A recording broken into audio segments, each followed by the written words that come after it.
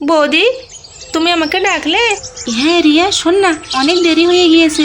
এই যে আমি চা বানিয়েছি, জলখাবার করেছি, তুই একটু অভিকে দিয়ে আয় তো। আরে যাচ্ছ কোথায়? এদিকে শোনো তো, কয়দিন ধরে তোমার সাথে কথা বলার অনেক চেষ্টা করছি, কিন্তু তুমি কোনো সুযোগই দিচ্ছ না। আমাকে যতটা বোঝাতে চাইছে উনি কি ততটাই ভালোবাসেন আমাকে? আমিও তো ওনাকে ভালোবাসি মনে মনে, কিন্তু কাউকে কিছু বলতে পারি না। হ্যালো বন্ধুরা, আবার একটি নতুন এপিসোডে তোমাদের সবাইকে ওয়েলকাম জানাই। বন্ধুরা, এটা হচ্ছে পূজাদের বাড়ি, আর এখন সকালবেলা। তাহলে চলো দেখিনি সকালবেলা পূজাদের বাড়িতে কি হচ্ছে। পূজা তো এখানে বসে বসে রান্নাঘরে চা বানাচ্ছে, সাথে সকালে জলখাবারও রেডি করছে। রিয়া, রিয়া, এই রিয়া, শুনছিস? একবার রান্নাঘরের দিকে একটু আয় তো। যাই বৌদি। চলো, বৌদি আমাকে ডাকছে। বৌদি, তুমি আমাকে ডাকলে?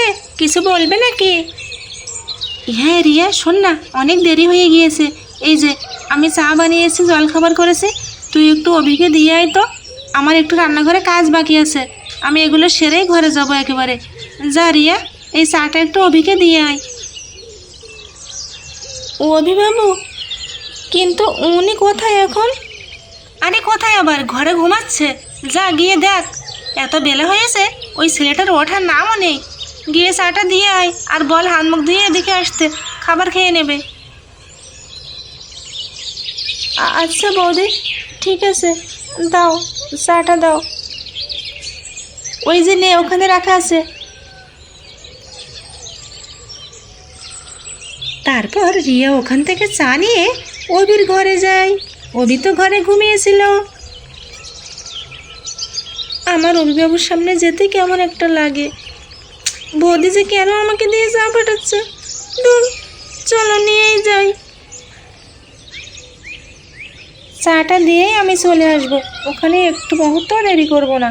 আর এখানে তো সকাল সকাল অভি ঘুমিয়েছিল। আরে অভিবাবু তো ঘুমিয়ে আছেন, কি করব আমি? ডাকবো? না থাক, ঘুমিয়েই থাক। চলো, আমি চাটা এখানে রেখে যাই। রিয়া তো ওখানে চাটা রেখে চলে যাবে, তখনই রিয়া চিন্তা করে, আরে আমি যদি চাটা রেখে চলে যাই তাহলে তো চাটা ঠান্ডা হয়ে যাবে।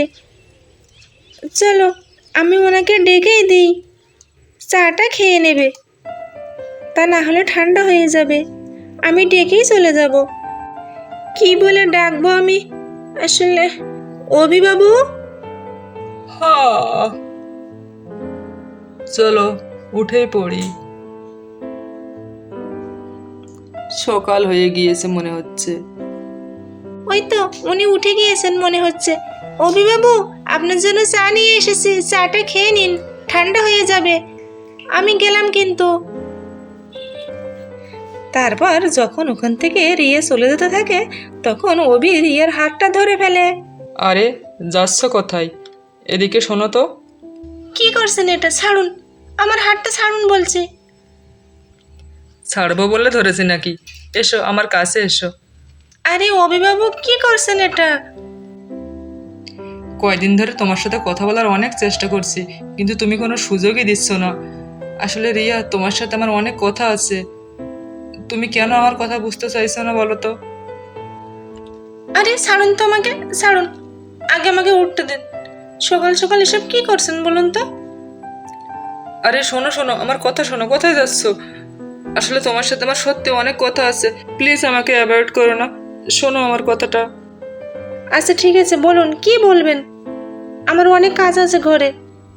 রিয়া, আমি তোমাকে অনেক দিন ধরে বলবো বলবো করছি, কিন্তু বলা হয়ে ওঠে না।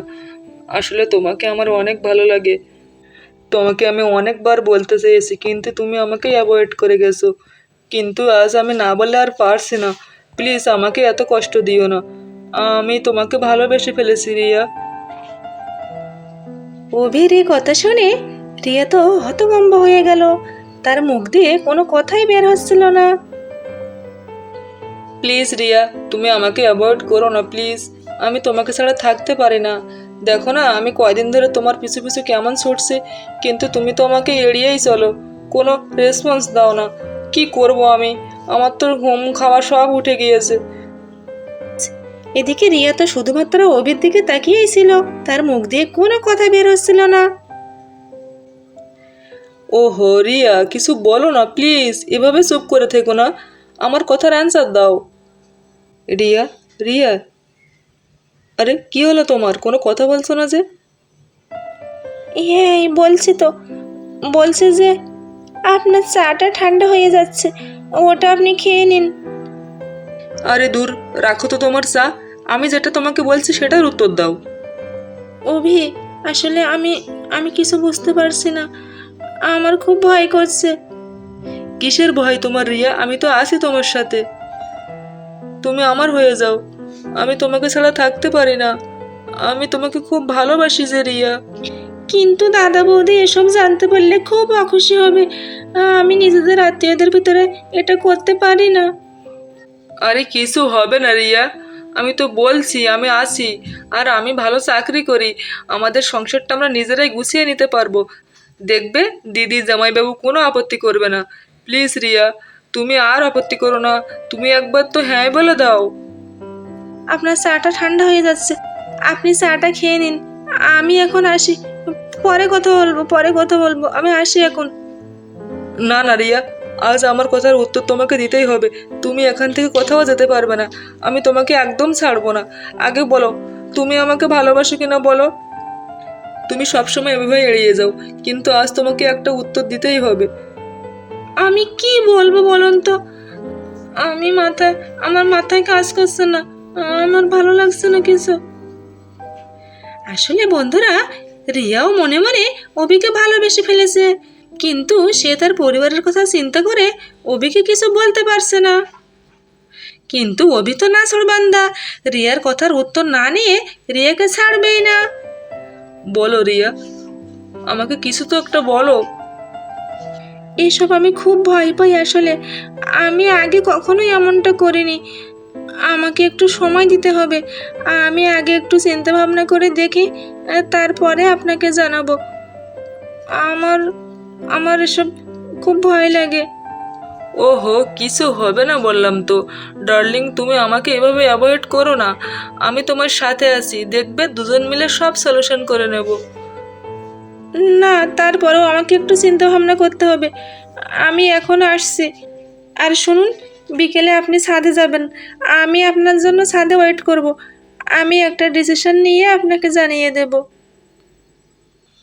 আমাকে এখন যেতে দিন অভিভাবক, কেউ দেখে ফেললে খুব বড় কেলেঙ্কারি হয়ে যাবে, আর বৌদি বলবে আমি কতক্ষণ আগে চা নিয়ে এসেছি, কিন্তু এতক্ষণ আপনার ঘরে কি করছিলাম। আমাকে প্লিজ এখন ছাড়ুন। আচ্ছা ঠিক আছে, তুমি যাও। আর হ্যাঁ, যেটা বললে সেটা মনে রেখো, আমি কিন্তু দুপুর থেকে তোমার জন্য ওয়েট করব ছাদে। তুমি যখন এসে তোমার মনের কথা আমাকে জানাবে, আমি তখনই শান্ত হব, তার আগে নয়, এই বলে দিলাম তোমাকে। প্লিজ আমার কথাটা একটু একবার ভেবে দেখো রিয়া, প্লিজ। অভিবাবু এসব কি বলছে? আমাকে যতটা বোঝাতে চাইছে উনি কি ততটাই ভালোবাসেন আমাকে? আমিও তো ওনাকে ভালোবাসি মনে মনে, কিন্তু কাউকে কিছু বলতে পারি না, কি করব তার কোনো ঠিক নেই। আমি এত দুর্বল কেন হয়ে যাচ্ছি? ঠিক আছে অভিবাবু, আমি বিকেলে আপনার সঙ্গে দেখা করবো ছাদে, এখন যাই, বিকেলে দেখা করবো কোনে। আমি এখন আসলাম, আপনি চাটা খেয়ে নেবেন। আচ্ছা রিয়া, তুমি যাও, আমি তোমার উত্তরের অপেক্ষায় রইলাম।